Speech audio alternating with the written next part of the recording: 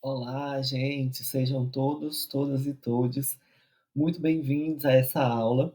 Eu sou o professor Pedro Almeida, para quem não me conhece, sou doutor em Sociologia, estudioso das temáticas de gênero e sexualidade. E hoje eu quero trazer para vocês um vídeo onde a gente vai falar um pouco sobre introdução ao feminismo ou aos feminismos, né? Quando a gente pode entender, a partir do momento em que a gente pode entender que o feminismo ele tende a ser plural e ele tem mais de uma corrente, né, de pensamento, de mobilização social. Então eu trago para a gente nessa proposta hoje a gente pensar a introdução a esse pensamento ou a esses pensamentos feministas. E eu estou utilizando como base de referência a tese de doutorado da pesquisadora Ingrid Ciffer, né? No final eu vou deixar para vocês a referência bibliográfica do texto. Então convido vocês a estarem estudando hoje aqui comigo um pouco sobre essa temática. Então a gente começa, né, pensando aquilo que a Ingrid coloca no seu texto, né, esse questionamento sobre quem é a mulher universal, né, ou quem é o sujeito do feminismo, a sujeita do feminismo, né? E existe toda uma problematização em torno dessa noção de sujeito, que ela vai ser cara, né, em determinado momento do feminismo, principalmente ali na contemporaneidade. E aí a Ingrid Ciffer, né, ela vai fazer essa crítica ao sujeito universal, né? Então a teoria feminista ela vai partir, né, de uma crítica a esse sujeito moderno universal, a própria ideia de mulher universal, né, como sujeito do feminismo, por exemplo. Então essa universalidade de gênero, né, ela passa a ser questionada, considerando as particularidades, né, do que é ser homem, do que é ser mulher, e o que significa, né, um processo de exclusão, seja social, político, econômico, por conta dessas condições de ser homem ou ser mulher. E aí se colocam algumas problemáticas, né, com relação a essa ideia de que existe uma mulher universal, ou que existe uma mulher que é sujeito do feminismo e que representa todas as outras. Então, algumas problemáticas que a Ciffer coloca é que se a mulher é uma construção social, né, como vai falar a Simone de Beauvoir, como vai falar a Judith Butler, por exemplo, então, ela pode se rebelar contra as desigualdades de gênero da sua sociedade, tendo em vista que ela em si é uma construção. Conforme seja o espaço social no qual o sujeito é constituído, o modo como o reconhecimento social será atribuído será distinto. Se o espaço social for inevitavelmente assimétrico, então não haverá possibilidade de reconhecimento recíproco, ou seja, a ideia de igualdade, né, defendida principalmente nos primeiros momentos do feminismo, né, é que primeiro havia um reconhecimento de que existia uma desigualdade entre homens e mulheres, né, de que existia uma exclusão das mulheres nos processos sociais, políticos e econômicos. É, Tendo em vista uma sociedade que ela é, né, constituída sobre esses pressupostos assimétricos, haveria a possibilidade de reciprocidade ou de igualdade, né? Então, para o feminismo, isso significa que a identidade de um grupo de mulheres implica a exclusão de outros, né? Então, também, a partir do momento em que eu segmento e que eu identifico que existem estratos, né, dentro desse grupo, mulher que é heterogêneo, né, eu entendo que existem também processos de sobreposição, né, de hierarquização e de exclusão. Então, ela traz essa problematização sobre a exclusão no feminismo como um problema que tende a ser insuperável, né, porque a própria forma como a sociedade ela se configura é assimétrica, né?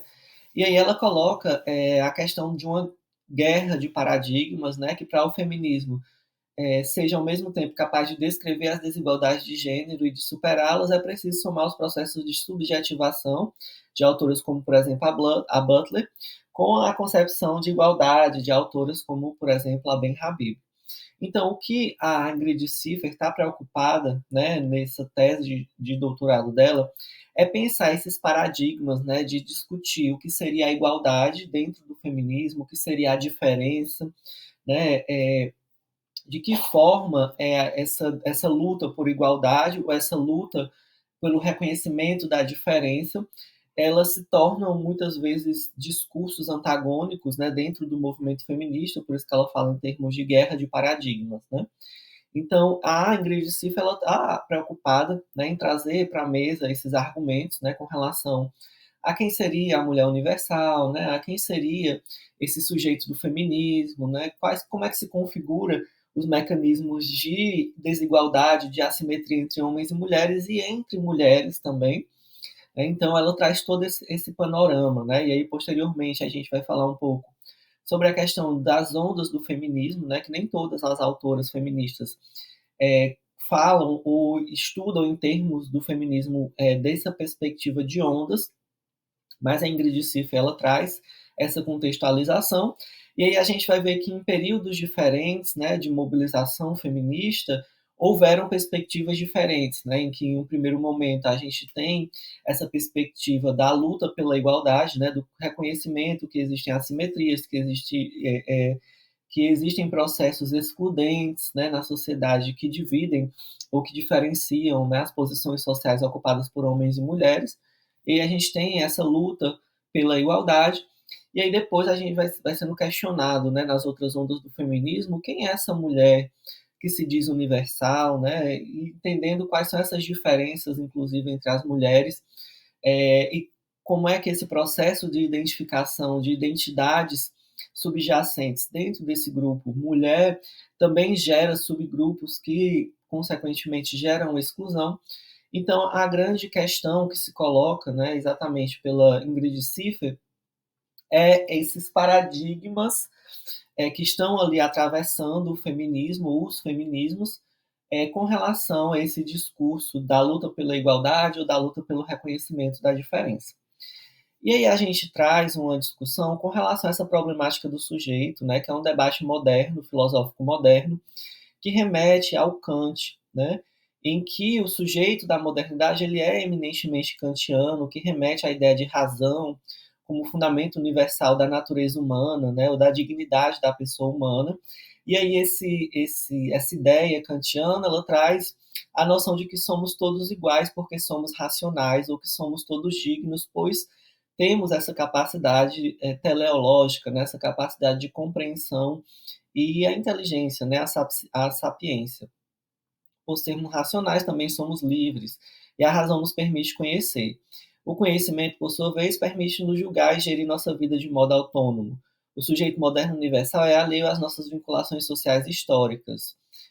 Por isso, é muitas vezes acusada de funcionar como um instrumento de dominação, ou seja, como um modo de esconder, atrás de uma concepção de natureza humana universal, as desigualdades sociais, culturais e históricas. Né? Então, a Ingrid Sif, ela traz aí essa crítica à ideia de sujeito moderno kantiana, né, como um processo, um conceito extremamente homogeneizador, um conceito que tende a trazer essa ideia de natureza humana universal que esconde desigualdades e exclusões que estão presentes, né, nos posicionamentos sociais diversos, né, inclusive as diferenças entre homem e mulher, as diferenças raciais, as diferenças de sexualidade, que atravessam, né, a experiência humana, a própria questão de classe também, e ela coloca, né, que essa ideia de sujeito moderno ela tende a funcionar como um instrumento de dominação.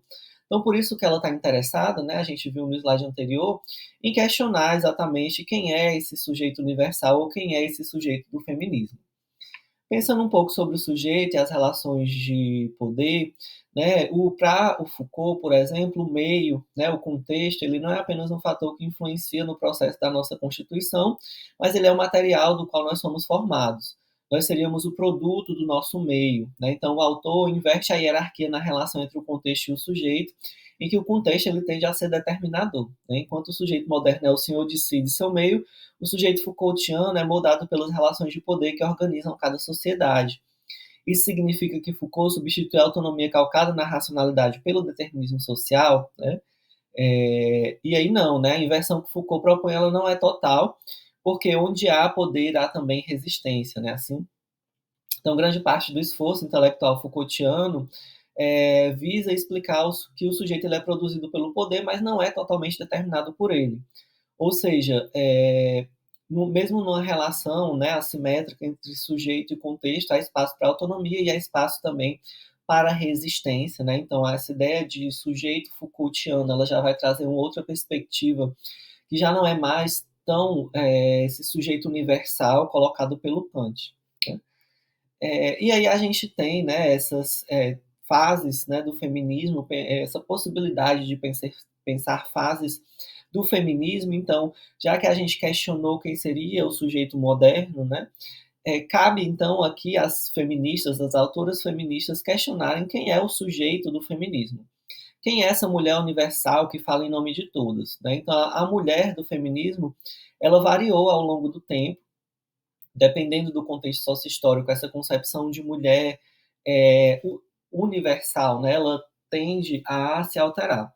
Então, o significado de ser mulher, né, variou conforme o contexto histórico de cada fase do movimento, mas em todas as fases foi sempre a mulher socialmente privilegiada que exprimiu os anseios e as demandas feministas, né?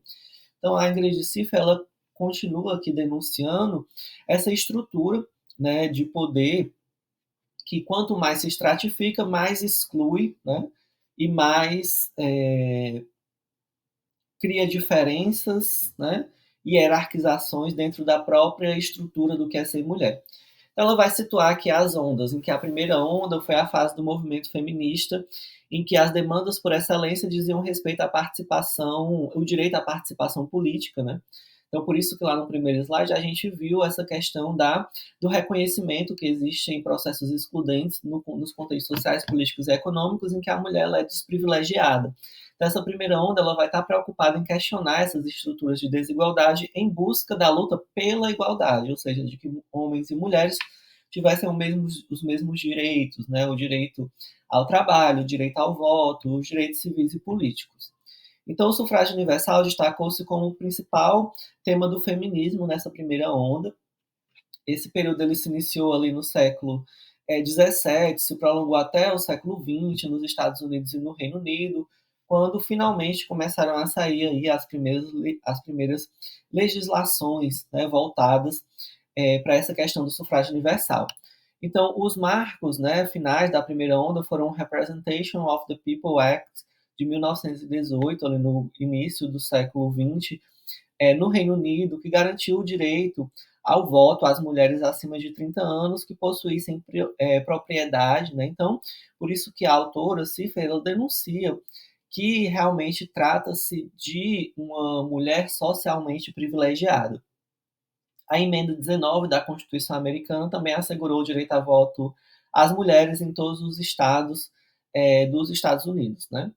A segunda onda, que é chamada, por sua vez, né, dessa segunda fase do feminismo, teve o início ali no segundo pós-guerra, acrescentando à luta contra a desigualdade de participação política, a crítica à desigualdade social e cultural, então reconhecendo que existem outras desigualdades que vão para além dessas desigualdades dos direitos civis e políticos, né? Então, as diversas teorias que emergem dessa etapa do feminismo convergem para o slogan "o pessoal é político", considerando sinônimo da segunda onda, e também coloca essa dicotomia entre público e privado, né? Então, o sentido dessa expressão "o pessoal é político" seria problematizar essas relações entre público e privado, reconhecendo que a igualdade da esfera pública, que foi colocada em xeque lá na primeira etapa, na primeira fase, está condicionada pela igualdade na esfera doméstica, uma vez que é nessa última que parte das condições de acesso à vida política será definida. Além disso, o questionamento da divisão estanque entre o público e o privado pretendeu-se desmistificar os pressupostos de harmonia espontânea nas relações familiares e sujeitá-las aos princípios de justiça.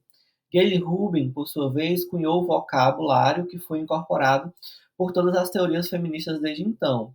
Rubin criou o sistema sexo-gênero, segundo o qual o sexo corresponde ao aspecto biológico do corpo e o gênero ao significado que a cultura lhe atribui, né? Que depois, posteriormente, né, principalmente a Judith Butler, vai questionar bastante essa perspectiva do sistema sexo-gênero, né, da Rubin. Então, essa segunda onda está preocupada, né, em pensar essa relação público e privado, né? Então, na primeira onda havia muito essa preocupação do espaço público, do direito ao voto, e a segunda onda ela vai estar preocupada em questionar essas relações que também são privadas, né? A questionar essa desigualdade que existe no ambiente doméstico e entender também que existem diferenciações que são feitas ou formulações que são feitas sobre essa dimensão do aspecto biológico do corpo e a formulação cultural que se fala sobre o gênero, né? Então, por isso que a segunda onda vai estar preocupada em criticar esses aspectos da desigualdade social e também cultural com relação ao gênero e à sexualidade. Já a terceira onda, ela veio aí eclodir em meados da década de 1980, em que o feminismo ele começou a ser acusado de ser elitista e excludente em função da sua ênfase na igualdade. Né? Então, na verdade, essa tese da Ingrid Ciffer que eu estou trazendo para vocês, ela está preocupada exatamente em questionar, né, essa tensão que existe dentro do movimento feminista entre o discurso da igualdade e o discurso com relação ao reconhecimento da desigualdade dentro do próprio feminista, né, do próprio feminismo, né, os estratos que se colocam dentro do próprio feminismo.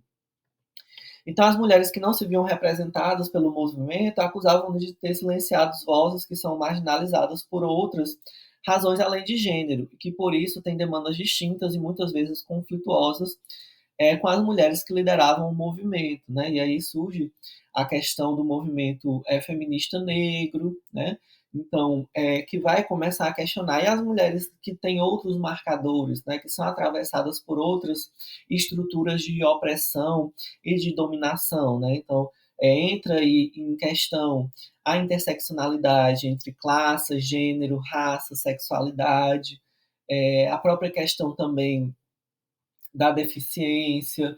Então, outras camadas, né, que estão ali dentro desse campo social e cultural, que atravessam e que muitas vezes sobrepõem e sobrecarregam as mulheres, especialmente, né, como a questão de raça, de classe, de sexualidade, colocou mais uma vez em xeque essa ideia de mulher universal. Né? Existe uma mulher que representa todas as mulheres? Né? Então, existe essa questão, essa demanda por esse reconhecimento da estratificação do que é ser mulher. Então, o feminismo da segunda onda foi acusado de negligenciar diversas ramificações e conflitos de interesse entre as próprias mulheres, em nome de uma unidade para a representação política do feminismo. Nessa interpretação, Beauvoir, Friedman e Rubin analisaram a condição feminina sobre a ótica da mulher universal ocidental, branca e de classe média. Essa tensão no movimento feminista se iniciou nos Estados Unidos, impulsionado sobretudo pelas mulheres negras, e logo repercutiu em outras partes do mundo, né? Tanto que a Kimberly Crenshaw, que é a autora que vai ficar conhecida por cunhar o termo interseccionalidade, né? Que é esse ponto de vista heurístico, epistemológico, conceitual, de entender essa sobreposição, né? Ou esse intercruzamento de diversas formas de opressão e exploração. Então, o problema da exclusão no feminismo foi captado pela acadêmica Júlia Kristeva e Lucy Irigaray, que analisaram o tema do ponto de vista da teoria psicanalítica, né, por Chantal Mouffe, Joan Scott, Jane Flex, entre outras na teoria política e social.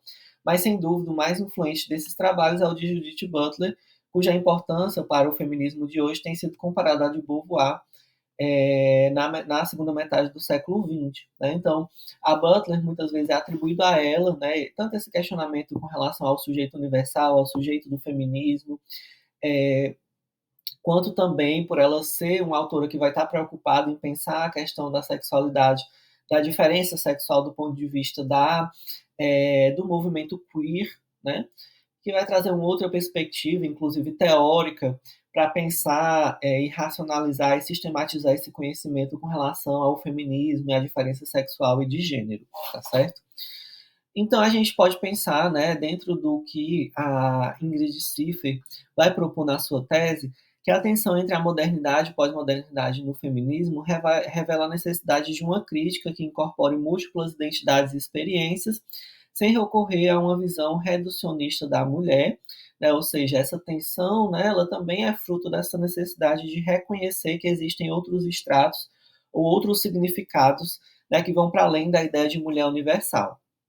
A autora argumenta que a identidade feminina não deve ser vista de maneira universalista, defendendo que distintos contextos sociais e culturais influenciam as vivências das mulheres.